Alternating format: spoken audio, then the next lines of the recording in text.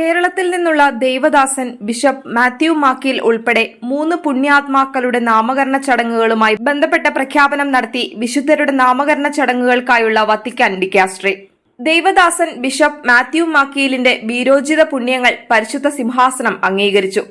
Devadasan bishop Mathew മാക്കീലിനെ കൂടാതെ സ്പെയിനിൽ നിന്നുള്ള ദേവദാസൻ ബിഷപ്പ് അലേസാൻഡ്രോ ലബാക്ക ഉഗാർത്തെ, കൊളംബിയയിൽ നിന്നുള്ള ദേവദാസി സിസ്റ്റർ അഞ്ഞേസെ അറാങ്കോ വെലാസ്കസ് എന്നിവരുടെ നാമകരണ ചടങ്ങുകൾക്ക് ലയോ 14 പാപ്പായുടെ അനുവാദം ലഭിച്ചതിനെ തുടർന്ന് ഡിക്കാസ്ട്രി അധ്യക്ഷൻ കർദിനാൾ മാർച്ചെല്ലോ സെമേറാറോയാണ് ഇത് സംബന്ധിച്ച ഡിക്രി പ്രസിദ്ധീകരിച്ചത്.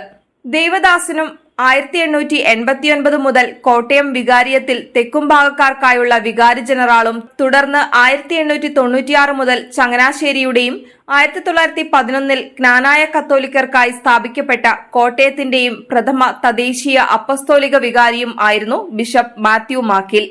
കോട്ടയം അതിരൂപതയിലെ വിസിറ്റേഷൻ സന്യാസിനി സമൂഹത്തിന്റെ സ്ഥാപകൻ കൂടിയാണ് ദേവദാസൻ ബിഷപ്പ് മാത്യു മാക്കീൽ. മതാധ്യാപനം, വിദ്യാഭ്യാസം, സമർപ്പിത ജീവിതത്തിലേക്കുള്ള വിളി എന്നിവ പ്രോത്സാഹിപ്പിക്കുക, മതാത്മക ജീവിതം പ്രോത്സാഹിപ്പിക്കുന്ന സംഘടനകൾ വളർത്തുക, ദാരിദ്ര്യത്തിനെതിരായ പോരാട്ടം നടത്തുക തുടങ്ങിയ മേഖലകളിൽ വലിയ സംഭാവനകൾ നൽകാൻ അദ്ദേഹത്തിന് കഴിഞ്ഞിട്ടുണ്ട്. 1851 മാർച്ച് 27 കോട്ടയത്തിനടുത്തുള്ള മാഞ്ഞൂരിൽ ജനിച്ച അദ്ദേഹം 1914 ജനുവരി 26 കോട്ടയത്താണ് മരിച്ചത്.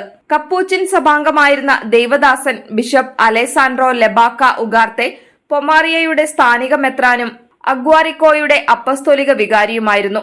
സ്പെയിനിലെ ബെയ്സാമയിൽ 1920 ഏപ്രിൽ 19 ജനിച്ച മാനുവൽ എന്ന ദേവദാസൻ ബിഷപ്പ് അലേസാൻഡ്രോ ലബാക്ക ഉഗാർത്തയുടെ ജീവത്യാഗം പരിശുദ്ധ സിംഹാസനം അംഗീകരിച്ചു.